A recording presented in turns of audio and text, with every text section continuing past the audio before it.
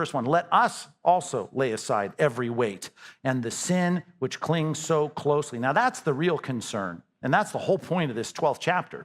But he says here, he calls it a weight because the imagery is this, bottom of verse 1, and let us run with endurance the race that is set before us. So we got a race. Let's just assume that we're going to get the next 12 months on this planet. That's a good way to assume, even though we should expect it to be otherwise.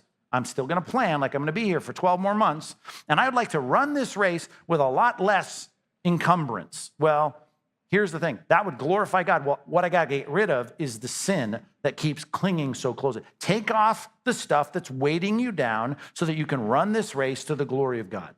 And you know, if you haven't fought sin hard enough yet, and this is hyperbole, I get it, to the point of shedding blood, well, then we can work a little harder at it. And let's do that. And you and I are going to live up to our calling as sons of God if we can start acting more like God. And we've got to say no to sin. If you're retaliatory, he tells that story in the Sermon on the Mount, Jesus does, and he says, why don't you be more like your Father in heaven that is kind to his enemies, sends his rain on the crops of the evil and the good. Why don't you act more like him? Then you'll be sons of the Most High. Live up to your calling. And here's what I'm saying. Whatever your sin is, let's just say, I'm going to know what it is. You know yours. It's not all that unusual, by the way.